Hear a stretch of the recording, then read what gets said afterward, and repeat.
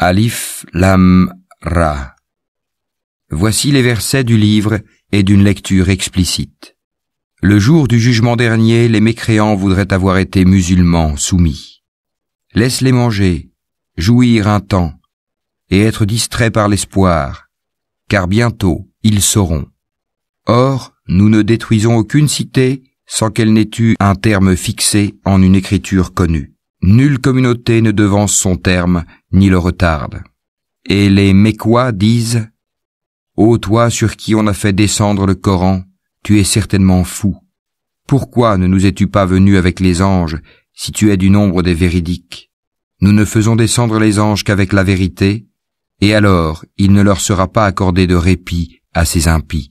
En vérité, c'est nous qui avons fait descendre le Coran, et c'est nous qui en sommes gardiens. Et nous avons certes envoyé avant toi des messagers parmi les peuples des anciens, et pas un messager ne leur est venu sans qu'il s'en soit moqué.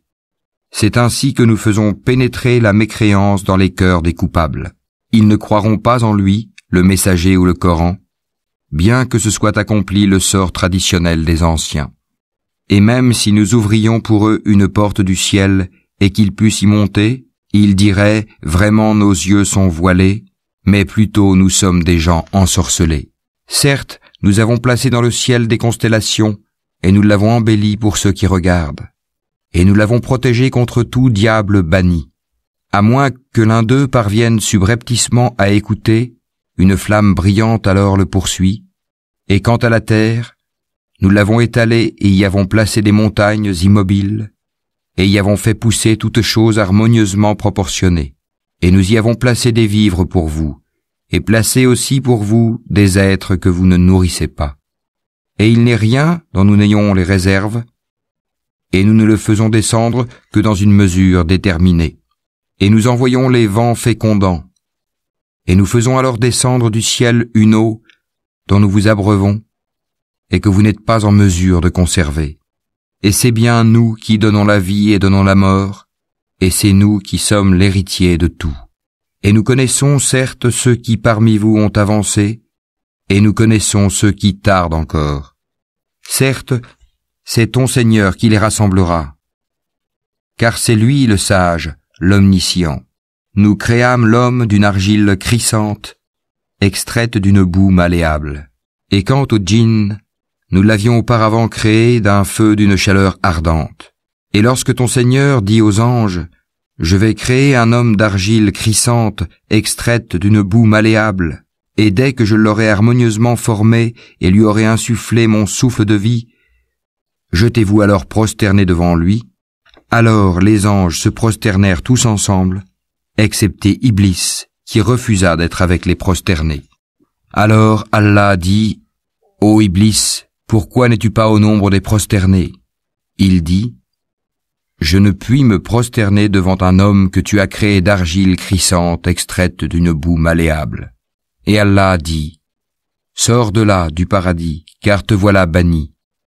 Et malédiction sur toi jusqu'au jour de la rétribution. » Il dit « Ô mon Seigneur, donne-moi donc un délai jusqu'au jour où les gens seront ressuscités. » Allah dit « Tu es de ceux à qui ce délai est accordé jusqu'au jour de l'instant connu d'Allah. » Il dit « Ô mon Seigneur, parce que tu m'as induit en erreur, eh bien je leur enjoliverai la vie sur terre et les égarerai tous, à l'exception parmi eux de tes serviteurs élus. » Allah dit « Voici une voie droite qui mène vers moi. Sur mes serviteurs tu n'auras aucune autorité, excepté sur celui qui te suivra parmi les dévoyés. Et l'enfer sera sûrement leur lieu de rendez-vous à tous. Il a 7 portes, et chaque porte en a sa part déterminée. Certes, les pieux seront dans des jardins avec des sources. Entrez-y en paix et en sécurité. Et nous aurons arraché toute rancune de leur poitrine, et ils se sentiront frères faisant face les uns aux autres sur des lits. Nulle fatigue ne les y touchera, et on ne les en fera pas sortir. Informe mes serviteurs que c'est moi le pardonneur, le très miséricordieux, et que mon châtiment est certes le châtiment douloureux. Et informe-les au sujet des hôtes d'Abraham. Quand ils entrèrent chez lui et dirent « Salam », il dit nous avons peur de vous.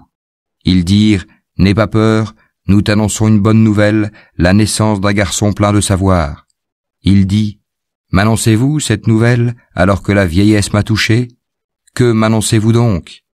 Ils dirent, nous t'annonçons la vérité, ne sois donc pas de ceux qui désespèrent. Il dit, et qui désespère de la miséricorde de son Seigneur, sinon les égarés? Et il leur dit, que voulez-vous, ô envoyés d'Allah?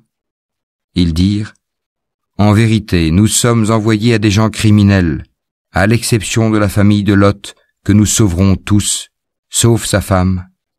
Nous, Allah, avions déterminé qu'elle sera du nombre des exterminés. Puis, lorsque les envoyés vinrent auprès de la famille de Lot, celui-ci dit, vous êtes pour moi des gens inconnus. Ils dirent, nous sommes plutôt venus à toi en apportant le châtiment à propos duquel ils doutaient, et nous venons à toi avec la vérité, et nous sommes véridiques. Pars donc avec ta famille en fin de nuit, et suis leurs arrières, et que nul d'entre vous ne se retourne, et allez là où on vous le commande. Et nous lui annonçâmes cet ordre, que ces gens-là au matin seront anéantis jusqu'au dernier. Et les habitants de la ville, Sodome, vinrent à lui dans la joie. Il dit, ceux-ci sont mes hôtes, ne me déshonorez donc pas, et craignez Allah, et ne me couvrez pas d'ignominie.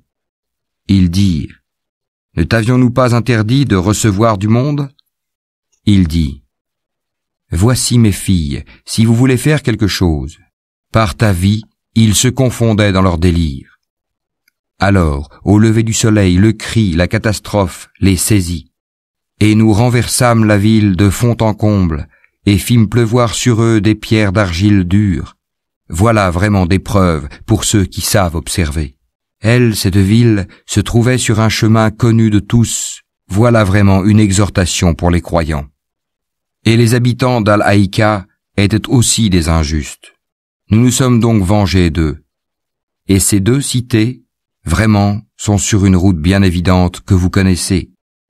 Certes, les gens d'Al-Hijj ont traité de menteurs les messagers. Nous leur avons montré nos miracles, mais ils s'en étaient détournés. Et ils taillaient des maisons dans les montagnes, vivant en sécurité. Puis, au matin, le cri les saisit. Ce qu'ils avaient acquis ne leur a donc point profité. Et nous n'avons créé les cieux et la terre et ce qui est entre eux que pour une juste raison. Et l'heure, sans aucun doute, arrivera. Pardonne-leur donc d'un beau pardon. Ton Seigneur, c'est lui vraiment le grand Créateur, l'Omniscient. Nous t'avons certes donné les 7 versets que l'on répète, ainsi que le Coran sublime. Ne regarde surtout pas avec envie les choses dont nous avons donné jouissance temporaire à certains couples d'entre eux. Ne t'afflige pas à leur sujet et abaisse ton aile pour les croyants. Et dis, je suis l'avertisseur évident d'un châtiment. De même que nous avons fait descendre le châtiment sur ceux qui ont juré entre eux, ceux qui ont fait du Coran des fractions diverses pour créer des doutes. Par ton Seigneur, nous les interrogerons tous sur ce qu'ils œuvraient. Expose donc clairement ce qu'on t'a commandé et détourne-toi des associateurs. Nous t'avons effectivement défendu vis-à-vis des railleurs, ceux qui associent à Allah une autre divinité. Mais ils seront bientôt. Et nous savons, certes, que ta poitrine se serre à cause de ce qu'ils disent. Glorifie donc ton Seigneur par sa louange et sois de ceux qui se prosternent, et adore ton Seigneur jusqu'à ce que te vienne la certitude, la mort.